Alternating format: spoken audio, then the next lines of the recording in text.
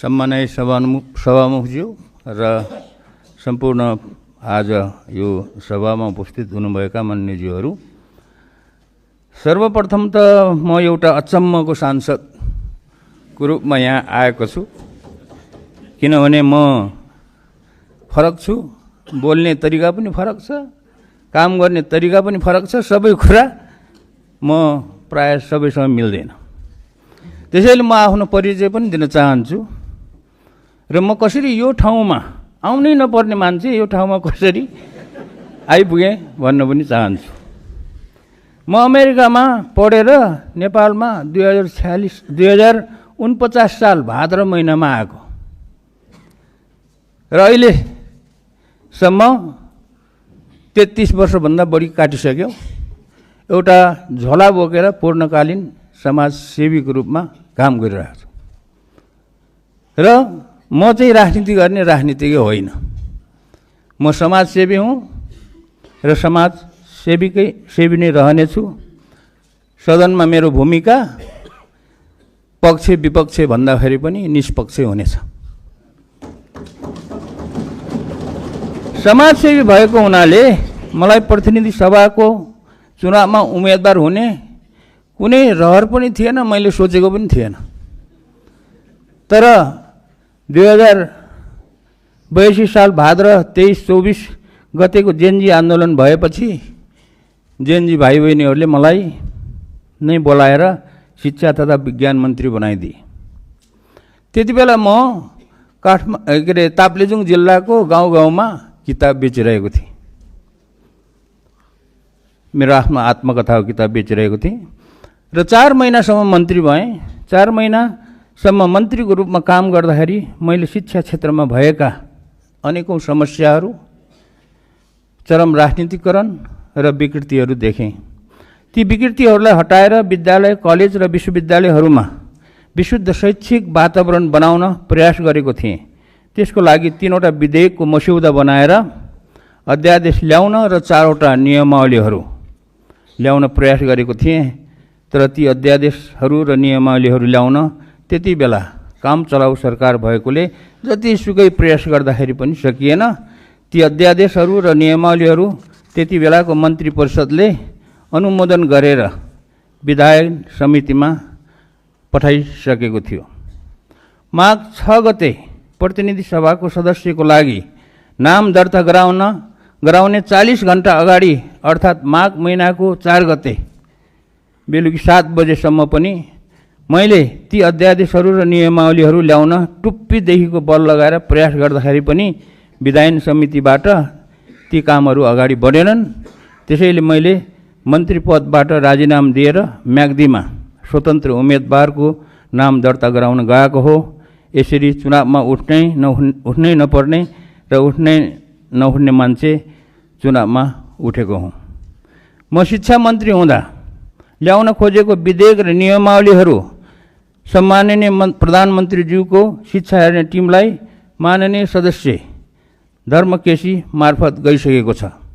आज सदनमा उपस्थित हुनुभएका माननीय ज्यूहरूलाई छोटकरीमा भन्नुपर्दा ती विधेयक र नियमावलीहरू यस प्रकार थिए भनेर जानकारी दिन चाहन्छु। पहिलो अध्यादेश हाल भएका 18वटा विश्वविद्यालयहरूको व्यवस्थापन र सञ्चालनलाई राजनीतिकरणबाट मुक्त गरी पठन पाठनलाई प्रभावकारी बनाउन छाता कानुन बनाउने थियो। त्यसमा सम्पूर्ण विश्वविद्यालयहरूको कुलपति प्रधानमन्त्री हुने व्यवस्थालाई हटाएर योग्य र इमान्दार प्राज्ञिकहरूको समूहले विश्वविद्यालय सञ्चालन गर्ने भन्ने विधेयक थियो। विश्वविद्यालयलाई राजनीतिबाट मुक्त गर्न यो काम गर्नै पर्छ।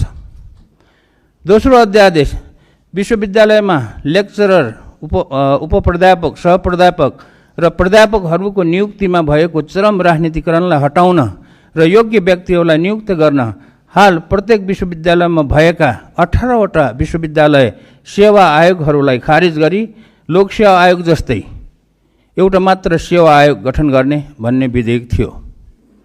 तेस्रो अध्यादेश अर्थतन्त्र विकास गरेर नेपाललाई कागजमा मात्र होइन कि आर्थिक रूपमा नै एउटा समृद्धिशाली देश बनाउन र युवाहरूलाई स्वदेशमा नै रोजगारी सिर्जना गर्नको लागि विज्ञान, प्रविधि, व्यावहारिक अनुसन्धान र नवप्रवर्धनलाई उच्च प्राथमिकता दिने र प्रतिभाशाली र सृजनशील युवाहरूलाई देशमा नै राखेर उनीहरूको प्रतिभालाई उजागर गर्ने मौका दिनको लागि प्रधानमन्त्रीको नेतृत्वमा एउटा विज्ञान प्रविधि अनुसन्धान तथा नवप्रवर्तन कोषको निर्माण र सञ्चालन गर्ने भन्ने विधेयक थियो।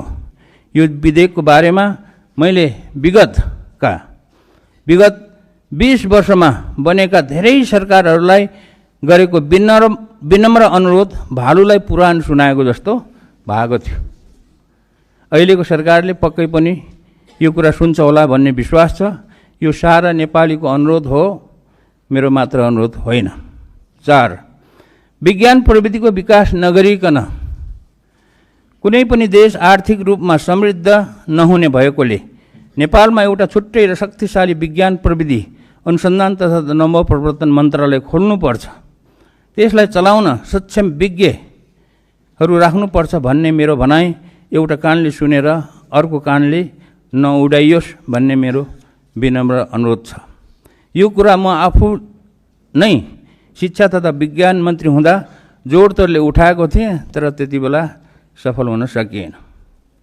5. विद्यालय शिक्षा सञ्चालनको जिम्मा स्थानीय सरकारलाई दिएको हुनाले विद्यालय शिक्षामा धेरै विकृतिहरू जन्मेका रहेछन्। यो कुरालाई ध्यानमा राखेर शिक्षा नियमावलीमा धेरै नै सुधार गर्नुपर्ने छ र सो कुरा मैले प्रयास गरेको हो, तर भएन।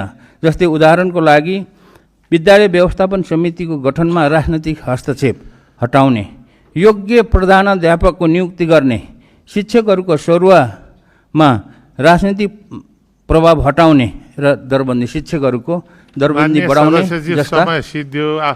ल म सकिहालेँ, यति समापन गर्नुहोस्। म 1 मिनट दिनुहोस्। र 6 नम्बरमा यो सिटिभिटीलाई पुनर्संरचना गरी त्यहाँबाट पनि राजनीतिकरण नहटाएसम्म र नयाँ सिस्टम नबसालेसम्म त्यहाँबाट विद्यार्थीहरूले सिपमूलक प्राविधिक शिक्षा प्राप्त गर्न नसक्ने कुरा प्रष्ट पार्न चाहन्छु। अहिले त्यहाँ अधिकांश सैद्धान्तिक पढाइ मात्र हुने गरेको छ। त्यसको लागि मैले शिक्षा मन्त्रीको रूपमा चालेको कदमहरू पुरा भएनन्। अहिलेको छोटो समयमा सबै कुरा राख्न सकिनँ। ती गर्नै पर्ने सबै कुराहरू बेला बखतमा भन्दै गरौँला। अन्तमा राष्ट्रिय स्वतन्त्र पार्टीका सम्पूर्ण युवा भाइ बहिनीहरूलाई नेपालको इतिहासबाट एउटा अत्यन्तै महत्त्वपूर्ण पाठ सिक्नुहोस् भन्ने अनुरोध गर्न चाहन्छु। इतिहास यस प्रकार छ। नेपालीहरूलाई राजनीतिक स्वतन्त्र दिलाई नेपाललाई विश्वमा चिनिने गरेर एउटा समृद्धिशाली देश बनाउनको लागि विक्रम सम्वत 2070 सालको क्रान्ति, 2015 सालको संसदीय निर्वाचन, 2046 सालको वृहत जनआन्दोलन र 2063 सालको दोस्रो आन्दोलन शहीद मधेस आन्दोलन भएको थियो। ती आन्दोलनहरूले जनतालाई राजनीतिक अधिकार पनि दिलाएकै हो। त्यही अधिकार प्रयोग गरेर नेपाली जनताले अहिले राष्ट्रिय स्वतन्त्र पार्टीलाई झन्डै 2/3 बहुमतले जिताएको छ। राम्रो काममा मेरो पनि सम्पूर्ण साथ हुनेछ। तर नेपालीहरूले अपेक्षा गरे अनुसार भ्रष्टाचारीहरू, घुसखोरीहरू, लोभी पापी दलालीहरूको समाजमा गाडिएको ज्वरो उखेल्नको लागि हाम्रो समाजमा भएको नातावाद, कृपावाद, चाकरीवाद, चाबुलिसवाद जस्ता कुसंस्कारका दलदलमाबाट एकदमै टाढा रहनुहोस्।